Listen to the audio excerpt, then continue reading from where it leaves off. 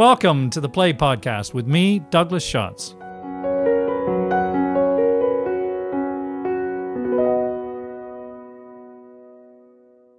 Before the curtain rises on our episode today, a brief plug, if I may, about becoming a patron of the podcast. For the price of 1 or 2 ice creams at the interval, you can help me to continue to make the podcast. Patrons also enjoy additional content about the plays we cover, as well as personal reviews of current productions. My heartfelt thanks go to our newest patrons, Jane Grossman, Barbara Crossley, Christian Palambit, Charles Holloway, and Peter Howitt. Thank you all for your generous support. For more information about becoming a patron, please visit patreon.com/theplaypodcast. Thank you. And now, on with today's episode. Hello, and welcome to episode 63 of the Play Podcast, where we explore the greatest new and classic plays. The curtain rises on the kitchen of a rural home 2 miles outside the village of Ballybeg in County Donegal in Ireland. It is a warm day in early August 1936. The room has the usual furnishings of a country kitchen, the austerity relieved by some gracious touches, flowers, and pretty curtains, because this is the home of 5 women, all sisters. The light of a summer afternoon glows on the fields that extend away from the cottage. This is harvest time, and the rural community will shortly be celebrating nature's gifts in a festival of Thanksgiving. Thanks are given to more than one type of God, however, and the 5 Mundy sisters find themselves caught in a world and time of conflicting faiths and hopes. This is the setting of Brian Friel's play, Dancing at Lughnasa, which is one of the great works the Irish playwright wrote at the peak of his career when he co-founded the Field Day Theatre Company in the 1980s. Works which also included translations and Faith Healer. The latter, loyal listeners will recognize, was the subject of episode 43 of our podcast.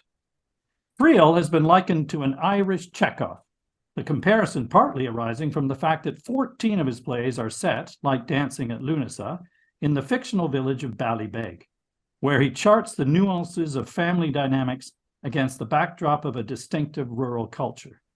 One could make a shorthand connection between Chekhov's 3 sisters and the 5 Mundy sisters in the play, for example, but I won't belabor the point. Being a devotee of both Chekhov and Friel, I did not need any special reason to choose Dancing at Lughnasa for an episode of the podcast. But fortune has favored me, because there is a gorgeous new production of the play currently on stage at the National Theatre in London, directed by Josie Rourke. I am doubly favored to have Josie joining me online today to talk about this magical play. Hello, Josie. Welcome, and thank you so much for joining me. Thank you for having me. Congratulations on the production. It is beautiful. Cheers. Before we get into the play, I must do a very brief, proper introduction to you, just to make sure listeners understand how privileged I am that you are here. Oh, give over. Josie is an acclaimed theatre and film director and the former artistic director of the Donmar Warehouse and the Bush Theatre in London. During her time at the Bush, she programmed early work from some of our best playwrights, including James Graham, Lucy Kirkwood, Nick Payne, Penelope Skinner, and Jack Thorne, to name a few. During her tenure as the first female artistic director at the Donmar between 2012 and 2019, there were a great many notable productions, including Phyllida Lloyd's all-female Shakespeare trilogy, Mark Gaddis in The Recruiting Officer, Tom Hiddleston in Coriolanus, and Conor McPherson's The Weir, which also transferred to the West End. Likewise, her production of Les Liaisons Dangereuses in 2015 transferred to both the West End and Broadway, and this is to name just a few, of course. Her most recent theatre credits include As You Like It at the New Soho Place Theatre in December last year, and Lemons, Lemons, Lemons, Lemons, Lemons. That was it, 5 lemons, starring Aidan Turner and Jenna Coleman in the West End earlier this year. She's also directed the film Mary, Queen of Scots, starring Saoirse Ronan and Margot Robbie, which earned BAFTA and Oscar Award nominations. So I've had to resist listing more of her illustrious credits, if only because it would reduce the time we have with her today to talk about this play. So forgive me for leaving out so much, Josie. I promise that we will display a more comprehensive list on our website. So I feel absolutely exhausted listening to that list. And that's not even half of it. I wonder, Josie, if we could start by giving listeners who don't know the play and haven't yet had the good fortune to see your show a brief introduction to the characters and a synopsis of what is happening in the play as best we can. Of course. People mainly say that it is a memory play, which I think means two things. One of which is that much of the play is derived from Brian Friel's personal history. And indeed, the dedication at the front of the printed text is to those 5 brave Glenties women, because the fictional town of Ballybeg does actually have a real counterpart that's Glenties in Donegal. And the play is also thought of as a memory play because it is framed and threaded through with a narrator called Michael, who is the first voice we hear in the play, who tells you, a bit like in your introduction there, that you're going to be taken back to the summer of 1936 and to a very particular recollection he has from a period within that summer of his childhood when he was a 7-year-old boy. And he remembers especially 3 things, one of which is the arrival in the house of a radio, a wireless set, a Marconi, which is a remarkable object. And we need to remember, really, it's a piece of relatively fashionable and fancy tech back in 1936. So the key thing is it's not a gramophone. So you put it on, you don't know what's going to occur. And in fact, the radio within the play that the joker of the family, Maggie, the second eldest of the 5 Mundy sisters whom we meet, wanted to call Lugh after the god Lughnasa, who is the Celtic god of the harvest. The eldest sister, Kate, who is religious, resists this on several grounds, but the radio does keep bursting into life or being coaxed into life by the sisters. And probably the most famous moment of Dancing at Lughnasa, recollected by Michael and shown on the stage, is when all 5 sisters burst into a spontaneous dance, which is where partly, I think, the title of the play comes from. The other events that Michael recalls in his opening monologue is the return, which has already happened within the action of the play, of his uncle, the brother of the family, who is a character called Father Jack, who has returned from being the priest in a leper colony in Uganda. And you initially think he's been brought home because of ill health. He has malaria. But one of the things that the play steadily reveals is that Jack has abandoned not only his Catholicism to adopt the native religion, but also, it turns out, Western medicine and thought. So right. The impact of that on the lives of these women in this small rural community is quite significant. And one of the major events of the play really is a sense of, that Michael speaks of, disintegration, things falling apart, the centre won't hold. However, this period he recalls, which also includes 2 visits from his father, who is not married to his mother, who is the youngest of the Mundy sisters. What we said in rehearsal is the baby had a baby, which a little feels like. Chrissy, who's a wonderful character, and the youngest of the 5, he visits twice. And I think it would be okay to say that he is a spectacular and charming liar. So what sits within and throughout the play actually is not just the dad Jerry's lies, but also this incredibly complex and wonderful weave of what memory is and what can be trusted and what is reliable, and also what we choose to remember.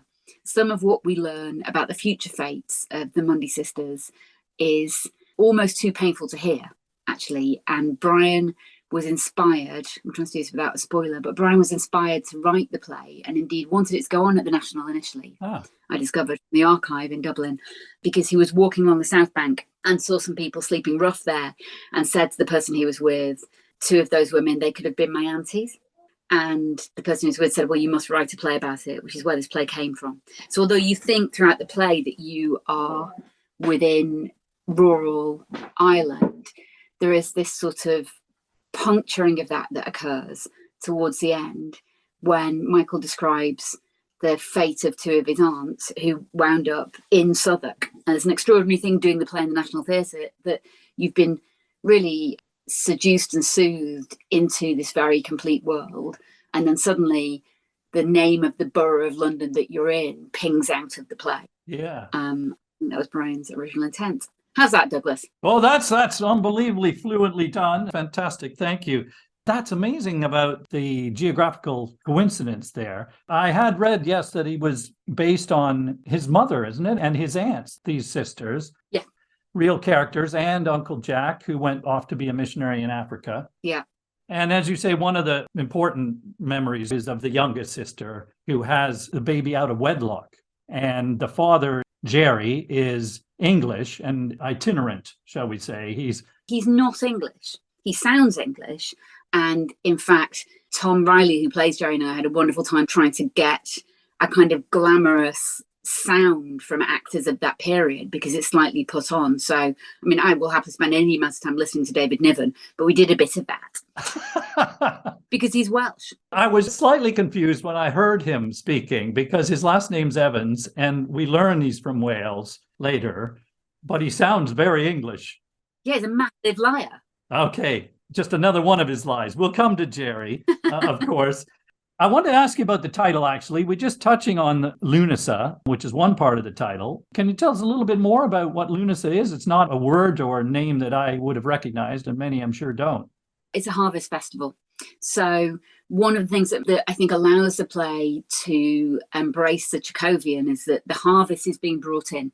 And as you and your listeners probably know, Ireland has a strong pre-Christian history, and Lughnasa is one of the festivals that represents part of it. Now, the elder sister Kate would condemn Lughnasa as being pagan and anti-church and anti-Catholic. And in fact, she scolds rather ferociously Rose, who is one of the sisters, for even mentioning or invoking it. And there are people who live in what's described either as the hills or the mountains. And Kate says that she has taught them. And there is a sense that these people who live there are perhaps, this is a very English notion, but not quite of the class socioeconomically or in terms of their own practices and celebrations. It's the national school teacher, God-fearing Kate, who, to all appearances, has a household with a priest in it. You know, so there's something respectable about them, I guess. And so she ferociously rejects that. But the idea of there being something pagan hovering above and running underneath everything within the play is very present, I think. And one of the things that Brian is exploring would be the repressive and controlling force of the Catholic Church on people's spirits. Because, you know, one of the beautiful things about Justine Mitchell's performance as Kate in the play is that this elder sister is heavily charged on her own terms by looking after them all. And as you start to work on the play and reflect on it, you realise, of course, that this youngest sister has had this child out of wedlock. And somehow these women have managed to keep him and keep her without, for example, being taken away and put in a laundry. I'm sure people are aware of that terrifying and awful history, but they somehow managed to keep a hold of her. And Kate's kept a hold of her job, and they ferociously held themselves together in what's a relatively unusual model for the time and have kept their heads up amongst that community. So I think some of the ferocity with which Kate rejects the idea of the pagan is the repressive force she has to act upon herself in order to try and keep this family safe. It's complex. Yeah, so it's fascinating, as you say, that they are able to keep the baby Michael. The judgment of the Catholic community must have been severe, you would have thought. And I suppose the fact of Father Jack being part of the family may give them some protection in reputation terms in some way. He has a certain amount of local fame, doesn't he, because of his work out in Uganda with the leper colony. He's even had his story written up in the local paper. So he's a bit of a celebrity, and they enjoy some reflected glory, I think, from his reputation. Yes, and as you say, some protection, I think. So this dawning revelation that he has completely abandoned Catholicism, will refuse to practice Mass, actually is going to try and assert as much as possible the rituals of the local religion he has adopted in Uganda, although hilarious, is also terrifying and, you know, spells the end to a lot of things. It's pretty clear within the play that's why Kate loses her job as a teacher. Yes. And she is the only income within the household. So although incredibly gentle and sensual and lacking in histrionics or melodrama, this disintegration is the dramatic spine of the play, really. It is. Life is pretty hard to start with. Kate is the only one with a conventional job as the school teacher. Agnes and Rose stitch gloves for pennies a glove. And so they're scraping by. It's a hard life. I wanted to ask you the other aspect of the title. You touched on it in your summary about the fantastic scene where they dance. In fact, I discovered that in his working notes of the play, he had a list of possible titles that included the Festival or Feast of Lughnasa, as well as Harvest or the Mundy Girls. Why do you think he went with dancing in the title? Well, we also discovered this note that Brian himself wrote for quite a small production in Donegal that was done after the play's original premiere. And one of the things he was beautifully insistent on in this note is that despite their poverty, and they are poor, when there's a penny on the tapioca, that's a cause for concern. Despite that, nevertheless, and this was a political point from Brian as well, really, that it's important not to feel that people in Ireland in the 1930s, as well as desperately poor, were desperately sad. Yeah. So there is a resistance of the idea that the socioeconomic circumstances quash or crush the spirit or the sense of humour. So I think that's one of the reasons why he went for dancing at Lughnasa. I think the other reason is the weave of music through the play. So it's not just this extraordinary dance that they do relatively early on, actually, in the action schematically, it's dramaturgically in an amazingly daring place that early in the show. Mm-hmm. But it's also Jerry, the father, who is a dancing teacher, occasionally, certainly, even if he was or wasn't, one of his lines is to say to both Chrissy and, unfortunately, it's slightly crushing this, to Agnes as well. It's sort of the same shtick, that they should become a dancing teacher themselves. So that dances. And I think also, just on a very technical, poetic level, as a director, what becomes really apparent as you work on the play is that the intimacy of these sisters and the knowledge they have of each other's bodies within that relatively small space is a kind of a dance. Yeah. So the company will tell you that we worked happily and endlessly on what the domestic rules and rhythms of that space were. So although they are actually relatively free, which is unusual for a stage as big as that within some of the moments of the staging, their knowledge of that imagined room and each other is profound. Somebody is always moving. You're right, actually, now that you say it, that there are rhythms in their domestic routine. They're sharing quite a small space, and therefore that's inevitable, that they have to somehow move around each other. And these chores that are going on constantly, there's a kind of rhythm to just survival, of course. Yeah. I think there's a rhythm and a sensuality and an eloquence, and it can encode for the audience many things about their relationships, their status, their inner feelings, their inner lives. I think that sometimes there is a disregard for the domestic lives, particularly of women, and the eloquence of that, which is something that we spent a lot of time very happily exploring within the production. Dancing and how important this is in the play. I mean, it signifies so much, doesn't it? It is part of the festival of Lughnasa, and the sisters want to go, for example, to the local festival dance. And Kate puts her foot down and says it wouldn't be appropriate. Partly, they all think they're too old to go. So there's a kind of heartbreaking element to that where they are in their 30s, and that's too old to actually go to one of these dances because, of course, there'll be young people on the hunt for a mate at these sort of affairs, which may be where Jerry and Chris first met, for example, because, of course, their bond is something to do with dancing. They're a great couple. They both love to dance. And when they're in each other's arms dancing, it's an expression of their love, isn't it?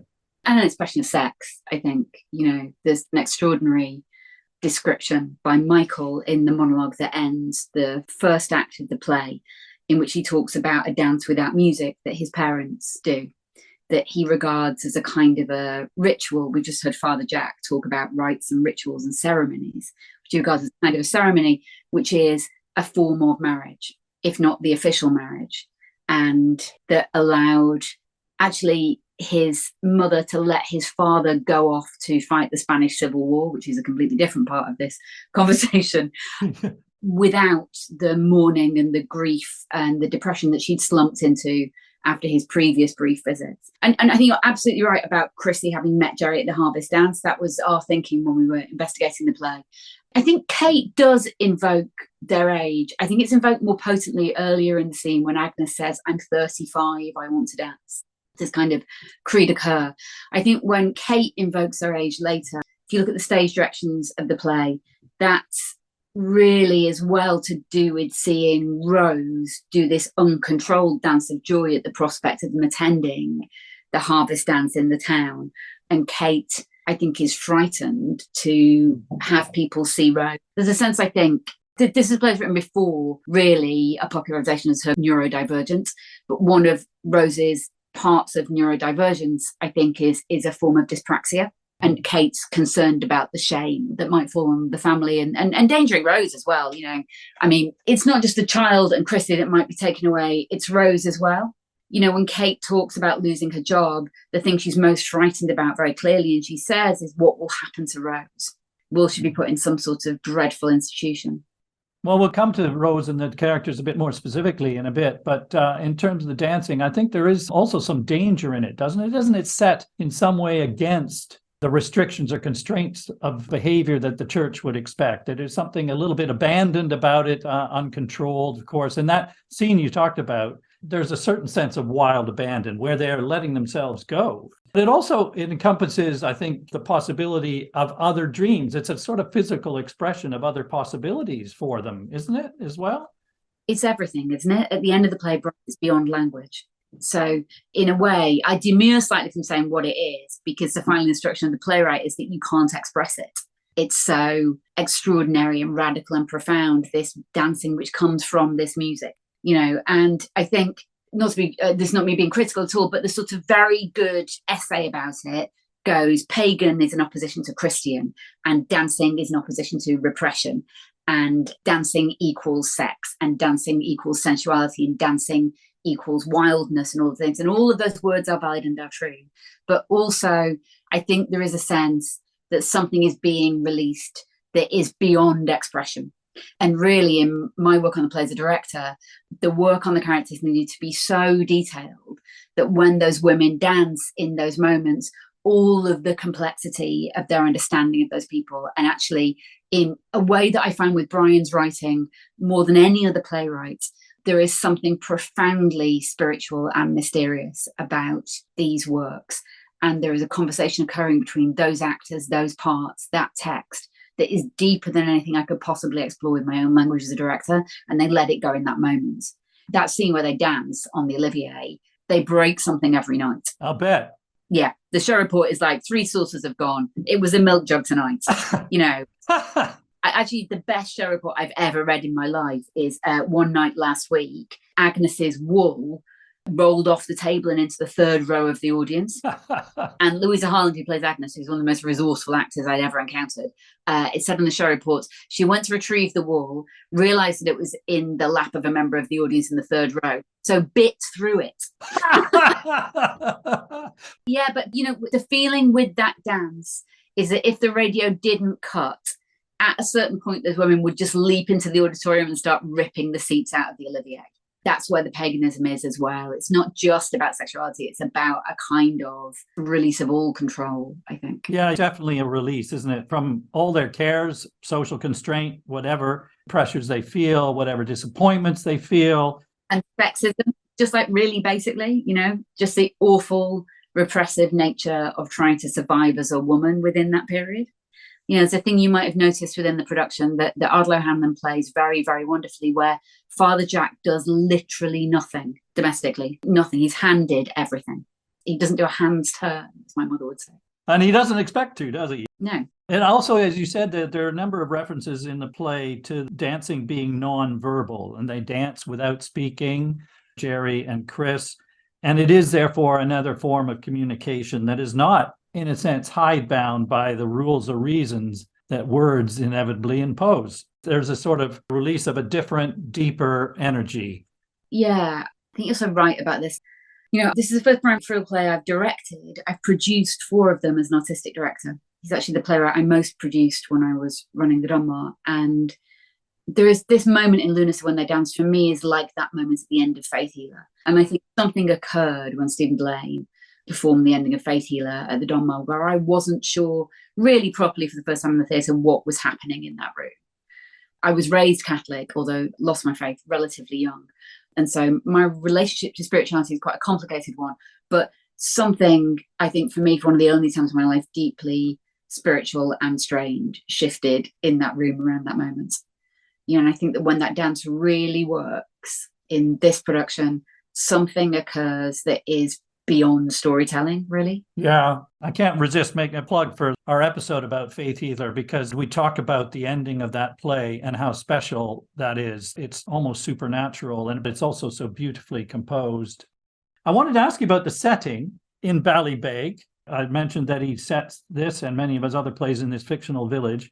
Why does he put it in this kind of rural community? I know it's based on his own memory, but what does it bring that we're in this kind of enclosed small community?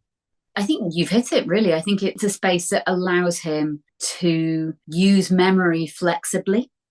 So it's not wholly autobiographical. It's not entirely a memoir. It's unreliably aligned to Brian and indeed to Anne Friel, his wife's own experience. So I think the fictionalization of that community allows him to be selective, and also in his life as a poet, playwright, which is what he is, to let the materials from his history that he's using to create these plays. Yeah, there's also this sense, isn't there, that it's a small place with a fixed way of life, governed by the church and dominated by the rhythms of the seasons and the land and all that. And how you behave within that community and how it's judged is clearly always important. Yeah, although I think repression and judgment wasn't necessarily only limited to small communities within Ireland within the 1930s. That's fair enough. There's also this connection to the outside world, isn't there? You mentioned the radio and the Marconi, which is a very intermittent connection to the outside world, isn't it? Because the radio keeps failing and then coming on again. Yeah. And the music comes from all over the world. Yeah. So you really have this strong sense of them being isolated and only intermittently connected to the bigger world as well, I suppose. And it is like a god. It does operate like a small g god. It is quixotic. It's a whimsical and willful god with what it selects to do and when it comes in and out of the play, I think. That's true. I wanted to ask you about the structure of the play. You described very well that Friel structured the play with this narrator, Michael, who as an adult is telling us about this time back in 1936 when he was a child of 7. And I wanted to ask you, why did you think he structured it that way? It was clearly there's some interest in memory, but what other things go on when you're presenting a story on the stage that come from using a narrator? So it's interesting, looking through Friel's archive, I actually went to Dublin to do that, and it's subsequently been digitized, so anyone can look. There's a lot of remarkable stuff in there. Tom Vaughan Lawler, who plays Michael, the narrator, particularly found a note about the tone of that character and his self-assurance, which is something Brian felt that he needed, very, very useful. And I found very useful a note from Brian that he felt very strongly that Father Jack should be funny and that priests generally were funny and playful. But he went backwards and forwards a little bit on whether or not he wanted to have a narrator. It's an interesting one. It's a big challenge for me doing this play on the Olivier because that's not the original intention. In fact, the original intention was absolutely that it be on the Littleton stage. In some sense, it's quite a proscenic play, and it poses quite a decent scenographic challenge to try and deliver the play within that space. One of the things that is very helpful to me is the fact that there is a narrator, which is a device that the Olivier as an amphitheatre loves. Uh-huh. Because of the sort of hug or embrace or unfolding of that circle. That works very, very well. So on a kind of practical level as a director, I was very grateful for that. I think that the challenge of Brian's note and the thing that Tom Vaughan Lawler and I worked very, very hard on was how to discover the perfect tone for that narration. It could be a lot wetter, by which I mean a lot more emotional, a lot more full. He could be brandishing his memory and his experience as a child as if it were the most important thing, and as if the effect that it had on him was the most important thing. And the thing that Tom has worked out is how to create the spell, I think, of distance that he sometimes bridges between himself and the moment, but very, very delicately, and also how to reflect the light onto the main body of the action. There's also this other fascinating device where he speaks the lines of the 7-year-old boy, but the 7-year-old boy is inferred from the air by the sister who is talking to him. I was going to ask you about that because it struck me as quite challenging for you and the actors that the 7-year-old is invisible. The adult Michael speaks the lines and the actors talk to this space on the stage where the 7-year-old boy would be. Yeah, I mean, it's okay. I mean, in the kind of modern world that we're in, when actors work between mediums so much, actors are very used to talking to a stick. if you've ever done anything that's remotely computer enhanced. I was thinking more about it, although from the perspective of the audience as well, that it's a slightly unusual, if not awkward device, isn't it, for an audience to watch that in that way as well? Yeah, I kind of love it, really. I think sometimes in a kind of study of plays, your question is, what's your alternative? So what would you do instead? That's a very good question, because you couldn't have the adult Michael actually playing a 7-year-old, could you? So it'd be a bit icky, wouldn't it? It would.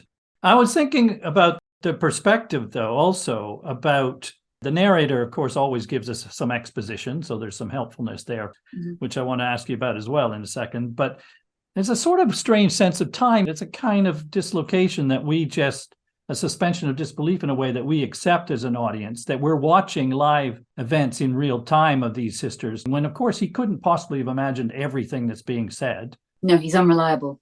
Yeah, but we actually switch in and out then, don't we, of being there in present time, so to speak, but also aware that this is a past that no longer exists. So there's some sense of that dislocation of time. And that's deliberate, I think, and that's one of the things that makes it poetical, the play. So, and I'm talking about contemporary poetry to an extent, but, one of the things that poetry does is dislocates time and plays with time and is in conversation with time. It's rarely linear, poetry, and this is rarely linear and rarely reliable. In some senses, it's a bit like a double exposure of a photograph. It has that kind of quality to it. I'd say one more thing about the device of the child not being there, and this is the extreme genius playfulness of Brian Friel. So there is a moment in the play between Maggie, who's a kind of gloriously joker sister, she's described as, because it's much more complex than that, but she's playing with the kid and he's ignoring her riddles, and then to get her back for telling him that he's thick, he pretends that there's a rat there. So you have an invisible imaginary child imagining a rat to frighten his auntie in his memory. And then when she returns on stage with her hands cupped together, hiding something, and lures the kid into wanting to know what it is, lets it go out, pretends it's this unbelievable, magical thing, this bird or whatever. And then as she goes back into the house, taunts the child by going, "It was all in your mind," which is probably one of the most potent moments of metadrama I've ever encountered as a director. Because, of course, Maggie's in his mind, because it's Michael's mind recalling it, and the child is air and imaginary, and the bird was air, but the audience and the child have conferred a real bird on what's within her hands until they're told by the character who's imagined by the boy that it was all in his mind. Yeah, it's one absolutely wonderful moment of theatricality, isn't it, of imagination, because we are with it the whole time in the audience. We expect to see this butterfly or bird come out of her hands, and in fact, possibly even imagine it even when it's not there. Yeah. It's beautiful. I think if you wanted to go, why is there that device with the child? Probably the key to it is the extraordinary tissue of that moment. If you think about all the many layers that exist in this imagined bird, and where that falls in the dramaturgy of the play is probably your poetic key to understanding what he's doing with this child who is air. It's interesting as well, in some ways, I was going to say it's a childish viewpoint at the time. In a sense, he's trying to recreate the perspective of a 7-year-old boy witnessing what we're witnessing. Although, of course, he can't really be doing that either, as you say, because this is an adult memory. But there's some element of that, which by definition, if it's a childish perspective, is partial and unknowing. There are limits to the perception of the 7-year-old to understand what is going on in the adult world. And that creates, I think, this lovely sense that we are also watching the subtext of what goes on in this play. And that is, what's going on in the emotional lives of all these individual women. And Michael, I guess, hints at it in the opening monologue, doesn't he? He had a sense of unease, some awareness of a widening breach between what seemed to be and what was, of things changing too quickly before my eyes, of becoming what they ought not to be. So I think it's some expression of the limit of his perception, and that other things are going on that he wouldn't have been aware of. So we then are, in a sense, set up or charged to discern these things, to watch for these things. Yeah, we're alert, definitely. It's very true. And also, this adult man is saying, why do I keep coming back to these Lughnasa weeks of this point of my childhood in this summer. Yeah. In a sort of properly kind of 20th century modernist way, he's saying, why do I keep remembering this one event, this one period? You know, the worrying away at why that's the thing that can't be let go from his imagination and recollection. And indeed, in the extraordinary scheme of those monologues through the play, in the second act, the penultimate monologue is this extraordinary, almost unbearable account of what befell everybody. Mm-hmm. So you're told what occurred to them all after the action of the play. And this disintegration that's hinted at in the opening monologue is explained in detail.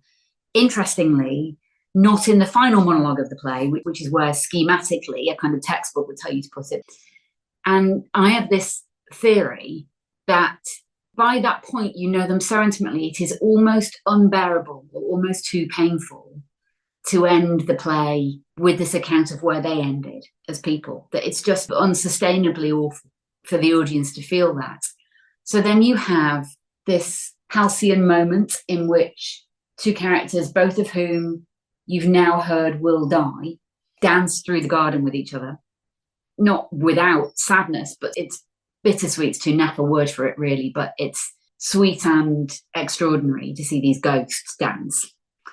Then the play concludes on a monologue that again is about music and memory and to an extent dancing, in which in a way one of the things I think Friel is saying is that there is a way to remember that in some sense is like music and is like dancing that is beyond language.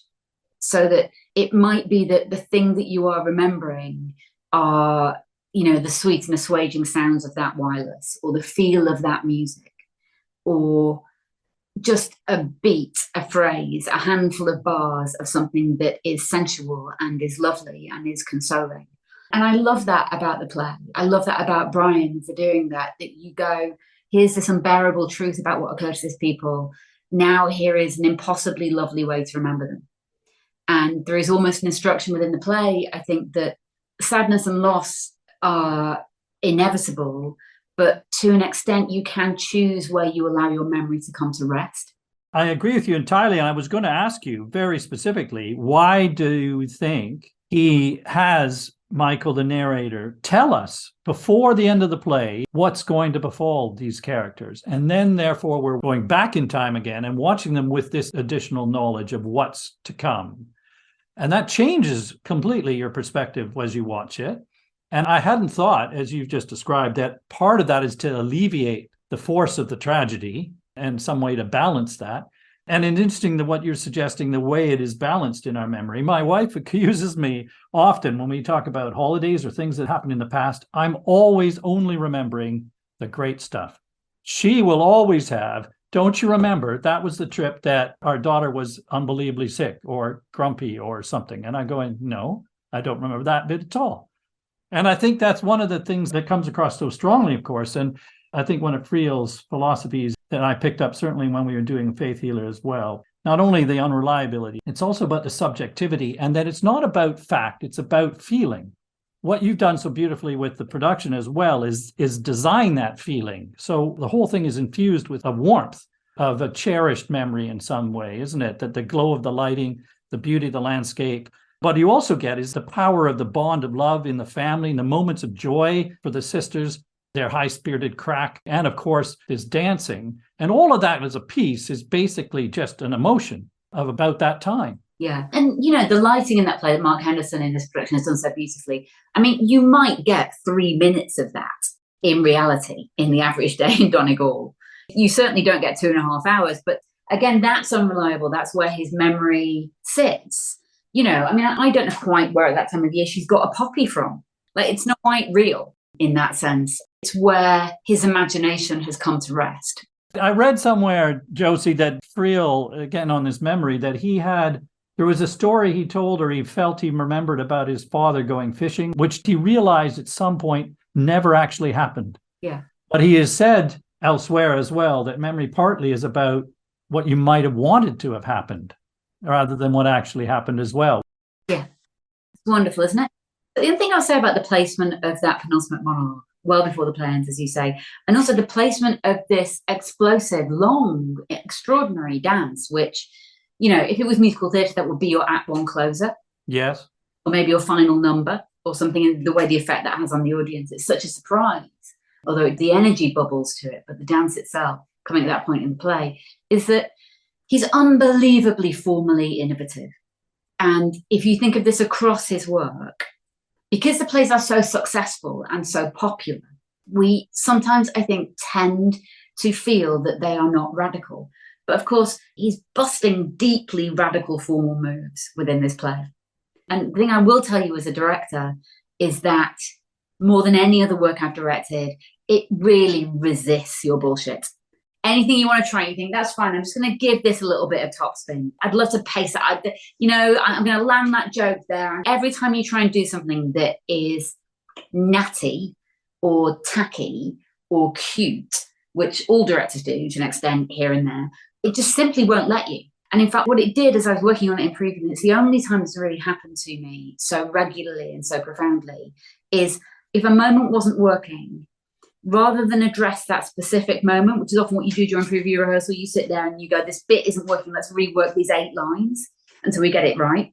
I had to go 40 lines back, or sometimes 80 lines back to get it to work, because the writing is so fine. I'd have missed something way further back that meant that that moment in front of me wasn't working. Yes, you're right, because as you're just saying, the placement of that dancing would normally, it could be that we leave the theater at the interval on a high, like, a Broadway musical would do. Yeah. But actually it's shut down, isn't it? That all gets shut down. Gets shut down, and there's loads of play left before you hit the interval. At the risk of being schematic about one of the themes, for example, of the Catholic Church alongside or opposite the pagan beliefs, embodied by this running debate in a way between Father Jack and Kate in particular, focusing, of course, on the journey that Jack's gone through, which is an important part of the play, his experiences in Africa and how he's returned without his Christian faith, it would appear, intact, in fact, replaced by an alternative, more pagan, he's experienced out there, which is an affront and a mystery and seriously upsetting to Kate, clearly, and also in the community, because as you said earlier, in plot terms, she literally loses her job because the parish priests, they become outcasts, essentially, don't they, because of Father Jack's behavior. What do you think Friel is saying about religion and these alternative beliefs, this philosophical tussle of sorts that goes on in the play? I mean, I think it's certainly not a play that makes you feel fantastic about the Catholic Church. And also its profound power in the lives of everybody, but especially women. So that's certainly going on. I've directed and indeed commissioned many, many plays that have strong and clear political themes within them. I think it is present within his writing. Friel's always political, but that's not the only thing that's going on. In a way, that comes for free with someone who has such a profound understanding of his culture. And, I think the other thing I would say about Jack, and it's important not to miss this within the play, in doing the opposition between his newfound religion and Catholicism, is he's not just rejecting religion, he's also rejecting Western medicine. And he's rejecting the funding of the British government. So he doesn't want that money. He doesn't want to build more hospitals. He doesn't want to intervene. What he wants to do simply is integrate himself within this culture and inhabit it. So it's in a strange way, it's sort of more profound than an opposition between two different religious cultures. It comes back to how it affects, governs, inspires, moves us to behave as human beings to each other. Yeah. Doesn't it? And there's systems of behavior that are imposed upon us. Yeah. And what those systems are, where do they come from? Why are they defined the way they are? Whether they're based on nature, for example. So there's suggestions, obviously, that the pagan beliefs, both in Africa and locally, are more connected to the natural world. And we are part of the natural world, and our impulses are part of the natural world. So there's a connection between how do we govern our natural impulses. So I love the example when he discovers that Chris is not married, and with a lovely kind of ironic innocence, he calls Michael a love child, which of course he actually is, because Jerry and Chris are in love. And then he goes on, though, very, very humorously, that in Uganda, women are eager to have love children. The more love children you have, the more fortunate your household is thought to be. And he asked them then, the other sisters or Chris, do you have any other love children? And it's all very funny, but it's also very telling, isn't it? Because all these women would probably love to have children. And they do all love Michael. He is a love child. And what's wrong with that, so to speak? Whereas Kate and the church would obviously be going, hang on. No, that way's the devil. Love children. Yeah, I think, look, it's Friel, right? So it's more double-edged than that, because, of course, later in the play, Maggie asks, he's sort of proselytizing this idea that they all live communally, that actually they would most likely, he doesn't think you could get them all a husband individually, but you could get one husband for all of the sisters. Which obviously very funny. But then Maggie goes, what would our duties be? He goes, well, cooking, cleaning, washing, looking after the children. And she goes, well, we do that here. You know, so one wonders who exactly is being liberated. And I think Brian is wondering that for you as well. Yeah. So although it is delightful and hilarious, again, that's why I slightly resist the idea of the opposition of these things, because it's a bit more sophisticated than that in its thinking, and it's a bit more playful, actually. It's not done in a kind of preachy way at all. You know, what Jack says twice to Kate is the wonderful thing about religion in Uganda, or the one he practices within Uganda, is that there is no division between the religious and the secular. And I think what you can feel within this play is the religious falling very heavily and rather brutally on the secular lives of these women. And that, I think, is where the point is probably at its clearest. You know, but at the same time, that is a man taking gigantic license to go on for an incredibly long time about what he thinks about stuff without stopping to inquire what any of the women might think. Yeah, and as you quite rightly say, it's not exactly liberation to be one of 5 wives who are all doing the work for the one husband. No.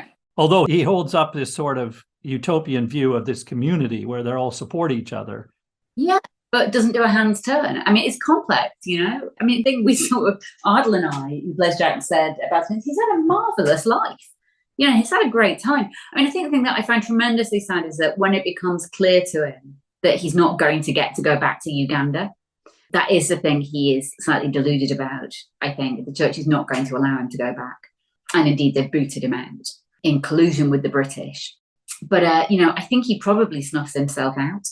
So he dies a year after the action of the play, decides he can't go back to Uganda, and sort of dies swiftly of a huge heart attack. He talks about the open hearts of the people. And I don't know whether that's a bit of a challenge to everybody who professes to be good within Christian religion, have his open hearts. But, you know, it's not as simple as that, is it?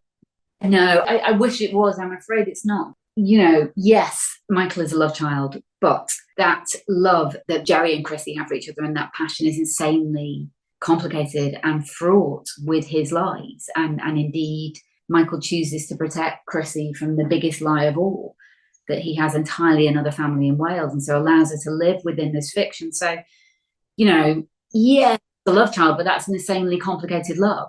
Yeah, and let's talk a bit about Chris and Jerry then and that relationship and Michael, because, I mean, he basically doesn't have a father most of the time, does he? How do we judge what their relationship is about in Jerry, for example? I mean, as you say, I don't think we can believe much of what he says most of the time. He is pretty much of a boundary. He isn't there, is he, for her or his son? No. Which Kate rightly points out. Does he ever wonder how Chris clothes and feeds Michael? Does he ask her? Does he care? He just buggers off, and he turns up every year maybe, or sometimes a bit more frequently. And of course, the trope that is sort of heartbreaking from the child's perspective is this classic where he promises he's going to bring him a bike. And that, yes, he's seen the very bike in the shop and he'll get it next time. And we know that bike is never coming. But how do we judge him? Because they all seem to fall for him still, right? All the sisters even seem to have a soft spot for him, even though they start by, Kate in particular, condemning him. And Chris as well keeps seeing him, keeps falling for him every time he turns up. Fun, isn't it? That speech you just read out of Kate's, where she says, does he ever think about who provides for him, who feeds him, who clothes him?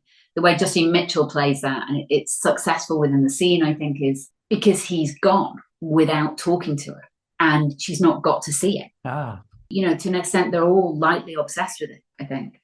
So, yes, that's a complaint about his adequacy, but it's also, why didn't he come in here and see me? I provide for this child. Interesting, yes. Barry's not shone his light on her that visit.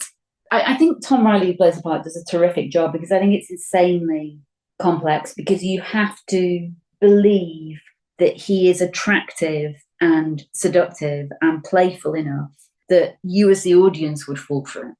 So you have to want to spend time in his glorious, ridiculous, fun, alluring company. Otherwise, they're all just, as my grandmother would have said, bloody fools. Well, he does. He charms them all, doesn't he? And I guess he charms us. And then one of the things that's most charming is his effect on Chris. So they basically see that, right? Kate recognizes that he makes her happy. What she resents is that when he leaves, she becomes unhappy. But when he's there, there's some lovely lines where they talk about how when you look at her, she's laughing all the time with him, or she's leading her astray again. But look at her face. She's easily led, Maggie says. And her whole face alters when she's happy. So they still love each other, don't they? And actually, what's interesting about Jerry is there's some element of regret that he himself recognizes, doesn't he? Do you think that part of him wants to do the right thing and stay, but we don't really understand, of course, other than that we just think he's feckless. It's his nature, Chrissy says to him. He proposes to her every time. I mean, if you think about it, schematically, the amazing thing about him is it's not that he's not saying marry me. It's that she knows if she does marry him, he'll run off. Yeah. Which is what we discover he's done to his wife in Wales. So in a way, she's got a little more wisdom about it, perhaps. Well, that's true, because when he says, I'm mad about you, you know I am. I've always been mad about you. She says, when you're with me. I think brilliantly, Thomas sort of allowed you to feel how nervous he is when he reapproaches Chrissy. He is terrified, and it is hard to break the seal on that long absence. And he does feel shame and guilt about the boy. I think you can feel that. And it is a gigantic problem he has created. And he feels the difficulty of that. That doesn't mean it's okay. And, this child is so cherished by these sisters. I think one of the most moving things about the play, and you feel this, I think, from the way Michael talks, is that he is a highly educated man. He is clearly in some job where he is intellectually succeeding, whatever that is, an academic or a writer or whatever. And Kate began that in him. She's taught him to read ahead of the other children. He's gone into school early. Part of that, I think, when you investigate it a little bit, is Kate's desire really to have this boy with her all the time, as much as possible. She's found a way to take the kid to work by bringing him a year ahead at school. And in a way, what's horribly moving is in creating this education in this child, she's also created a child who will leave, because what is there for him? Exactly. Indeed, Kate could leave. Kate has a national certificate. She could go. Yes. Let's talk just briefly about Agnes, if we could, because it's Agnes who suffers most quietly, I think. She quietly goes about her business. She protects and looks after Rose, both there and in the long term, as we discover. But she has her disappointment and longings too, doesn't she? Yeah, and she's in turmoil. She's desperately in love with Jerry.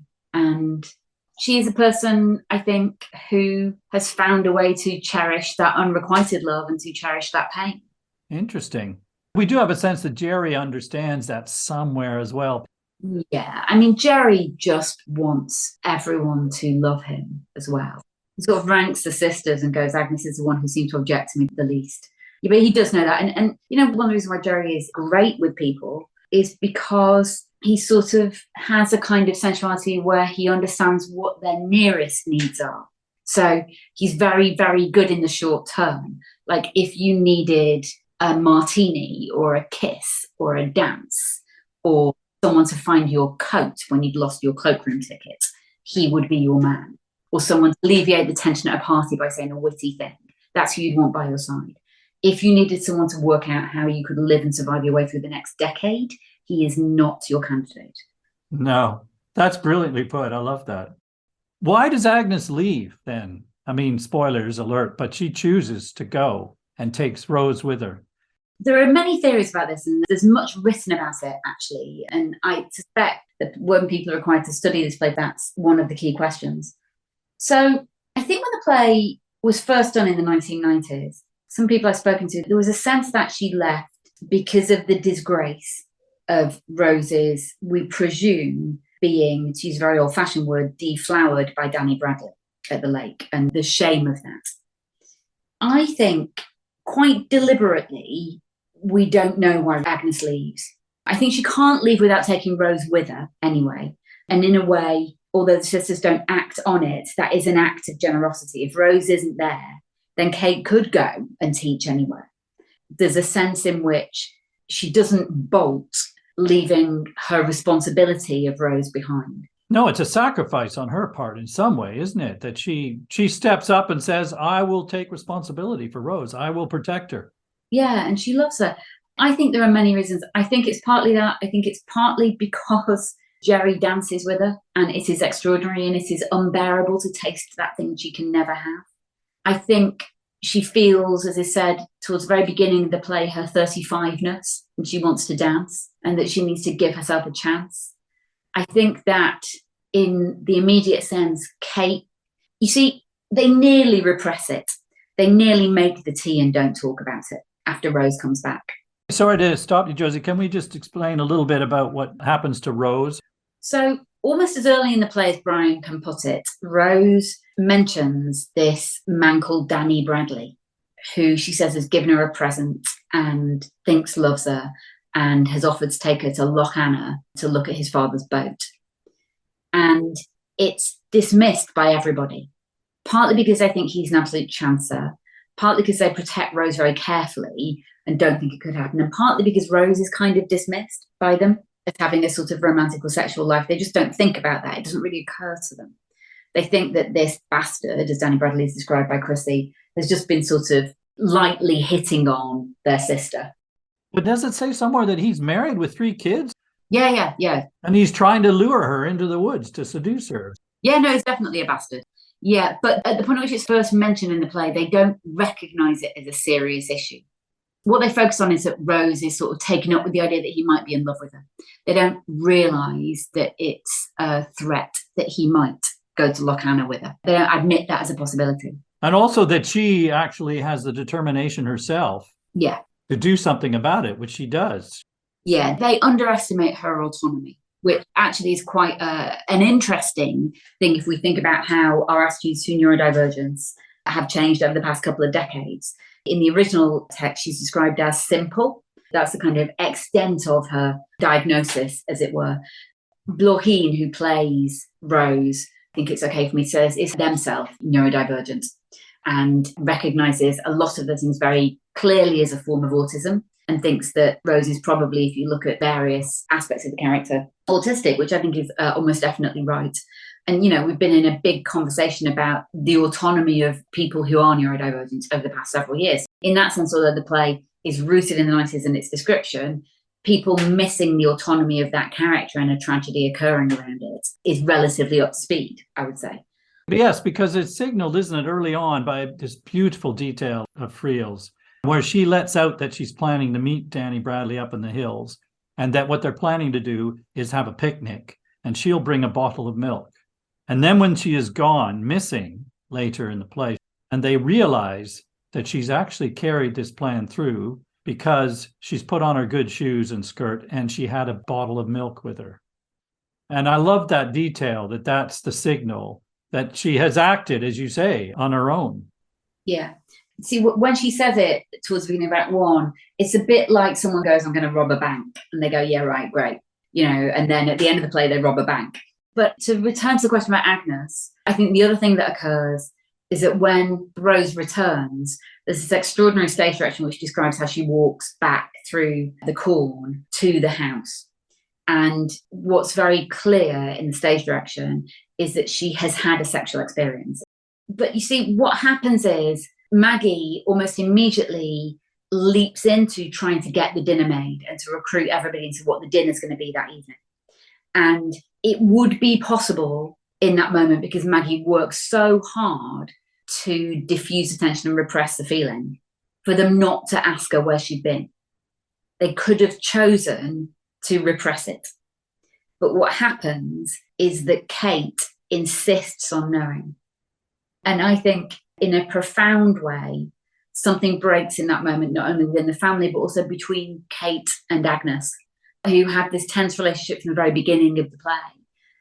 And also, I think the way that Rose's determination and her innocence is crushed by this experience. I mean, it's very interesting how you interpret Rose's response after she comes home, how she is interpreting what has happened to her. There's some element of her innocence is lost, I guess, or her naive hope. Or is it? Or has she enjoyed it? Who knows? Yeah, we don't know. We're never told. She, in fact, says that's all you're going to know. That's all any of you are ever going to hear. So we don't know. And one of the really complicated things, which is why it's such a good play, is, to me, it possibly feels a little bit Victorian to talk about the loss of innocence and hope around virginity. I'm not sure that's quite correct. It may have been a negative, a painful, dangerous sexual encounter. We can certainly admit that possibility. We're not told that it is. We're not told that. So that also is in our imaginations, and it might be in the sisters' imaginations. You know, she doesn't come back and go, hey, everyone, I had great sex. She is, however, exercising her right to be a person in the fullest expression of what it is to be a person. There's some defiance in her by resisting their interrogation, isn't there? So we don't know what that private experience is, do we? It's also extraordinary because this woman whom they have protected like a child is saying that to the eldest, Kate, who is the protector, but who is herself a virgin, we think. So it's really complex and brilliant. Near the end, we get this wonderful Chekhovian image of Rose's white rooster. She has a white rooster who gets killed, mauled by a fox. And she comes in carrying this dead rooster. What is that? Is that some sort of end of her dreams and innocence? I think it is. I'm about to rock your world because, of course, I think Jack killed it. Ah, how do you know that? You know that because he spends quite a lot of time in the play talking about animal sacrifice, specifically sacrificing a rooster. Okay, brilliant. And he talks about that as being a rite that appeases angry gods. Okay, so I don't know whether that changes the interpretation of what Rose, because I'm thinking that Rose's departure with Agnes, somehow it's not just Agnes deciding for her and that it's just about shame. That seems to me there's some emotional source for Rose too to want to leave. Yeah, I think where the play is better goes back to one of your other points about whether or not the pagan can enter a Christian world and what happens when it does.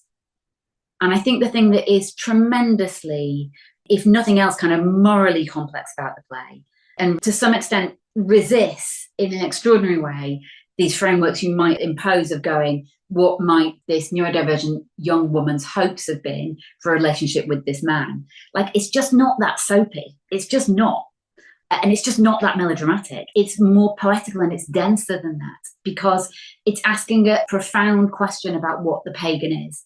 Because Rose's sexual experience is connected to the pagan. They go and see the Lughnasa fires. It's up at Lughnasa. It's in those mountains. It's in that space that Kate considers to be pagan and dangerous and all of those things.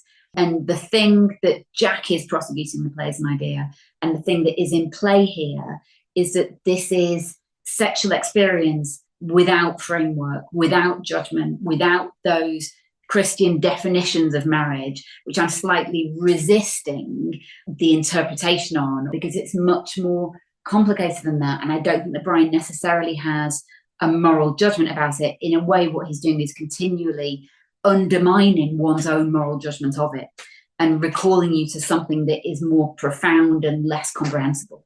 I agree with you because Rose's response when she comes back is indecipherable. You cannot impose any of those interpretations one way or the other on her. And we've tried it. We've tried it as a kind of act of defiance. We've tried it as an attack on Kate. We've tried it as an account of a horrifying sexual experience. We've tried all of those things. And actually what the writing continually recalls you to is this rather extraordinary, slightly numb neutrality that then goes, that's all any of you are ever going to know. It's the topsy-turvy nature of the play, which is the two women who have now had sexual experience within it. We don't know, but we do think that Maggie and Kate and Agnes are virgins. So it's the two youngest ones who've had sexual experience. It's completely topsy-turvy. It's extraordinarily radical and strange, I think. And the older sisters, there's no question they live with some regret too about the fact that they've not had some of this experience. I mean, Maggie, we haven't talked about Maggie, and I know we're running on in time, but this play is so rich, and these characters are so beautifully drawn because each of them have clear individuality, and yet we also get this vibrant, unified group with the joy and the tensions of a real family, of course, but they're individually so beautifully drawn. And Maggie, as you mentioned already, appears to be the joker. She has the most positive, generous spirit. She's a survivor, always trying to keep the peace in the house to head off any conflict or despair. But she also has her own sadness from dashed hopes and tells this absolutely beautiful story in wonderful Friel way, sparked by the fact that Kate tells her that her best friend from years ago, Bernie O'Donnell, is back in town for a visit. And this woman has moved to London, has two gorgeous children, is as attractive as ever. She got away, married, has everything Maggie hasn't had, of course, and actually doesn't even come to visit Maggie, despite the fact that they were presumably really close. That's horrible, doesn't it? I mean, she's made to sound like a kind of very kind Rita Hayworth, and then you sort of realize that actually not only is she not going to see Maggie now, but she's also horrible to Maggie as a kid. Yeah. So there's a classic story where basically Maggie had a thing for a guy, Brian McGuinness, and Bernie and Brian danced together, and Brian was never going to be hers. So yeah, just a slight refinement to that story. It's a story in which she was in love with this guy who only had eyes for her insanely good-looking best mate. They entered a dance competition, and Maggie and her partner, who was a small fellow called Tim Carlin, placed ahead of Bernie O'Donnell. Bernie O'Donnell was so viperously upset about this that she refused to speak to anybody, wouldn't even cycle home with them. So it starts out like this great festive celebration of this friendship in this moment, and actually it's like watching a comedian die on stage. She sort of runs out of feeling, and she thought she was telling a joke, and actually it's awful. I mean, it's brilliantly constructed. But you see, I think that one of the things that Siobhan hit on, which is so quietly there and brilliant there in a performance, is a sort of self-loathing, really, that Maggie has for her appearance, and a kind of lowered sense of self-worth. And the thing about her jokiness is that also what's very, very clear is she is a profound denier of difficulty. Like, she just doesn't want to know. When Kate goes, it's falling apart, she starts singing. It's hard to watch. Yeah, I know. It is painful, the hurt that they carry and the lack of hope and the denial, and as you say. But she's also indomitable in a way. You admire the hell out of her in other ways. Yeah, and you're told that when Agnes and Rose go, she just picks up their duties and pretends almost that they're still there. It's as if nothing has changed.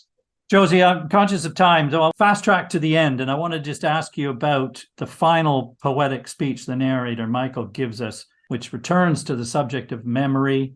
And we've talked quite a lot about memory and how it's subjective, and it's not about what actually happened, but about what he felt has happened in the past. And what he captures is the strength of this collective love within the family.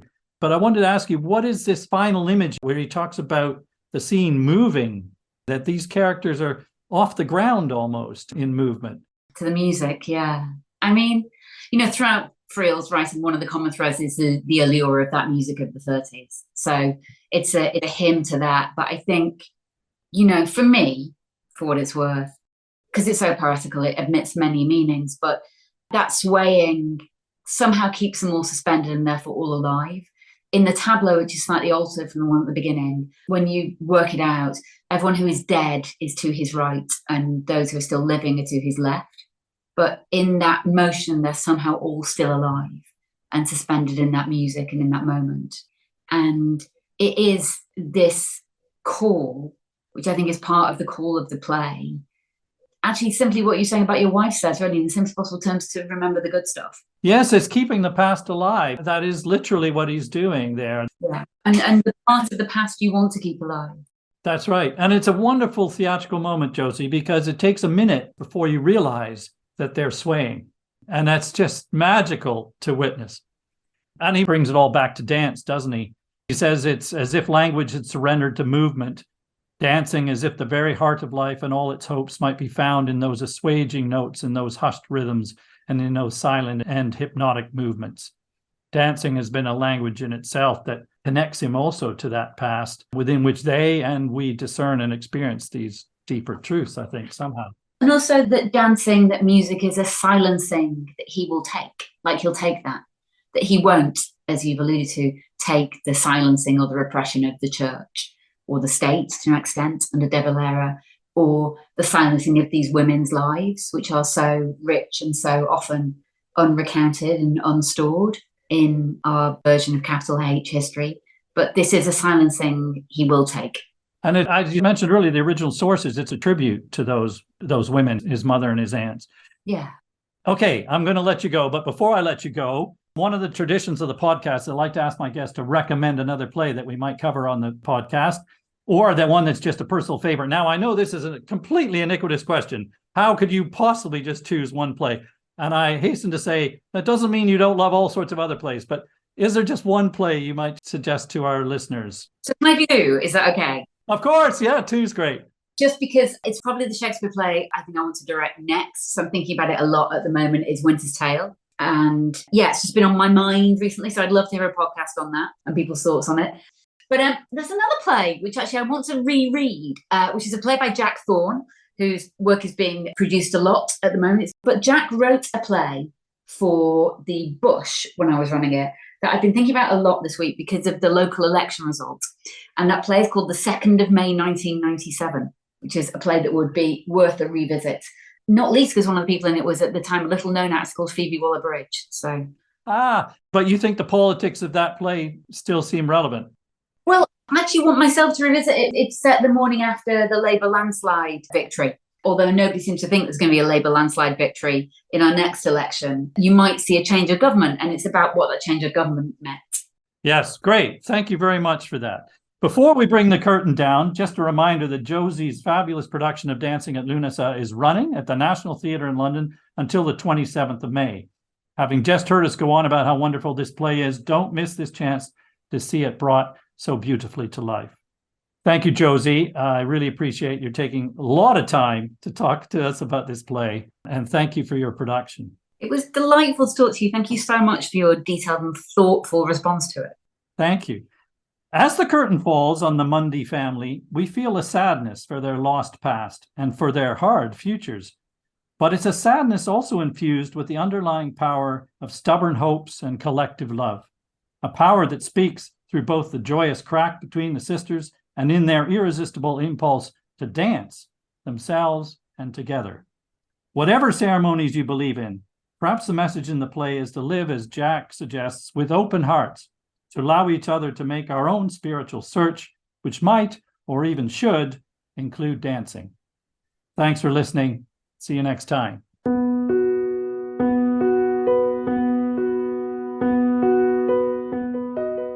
There are additional footnotes about this and every other play that we cover in the podcast available to our patrons.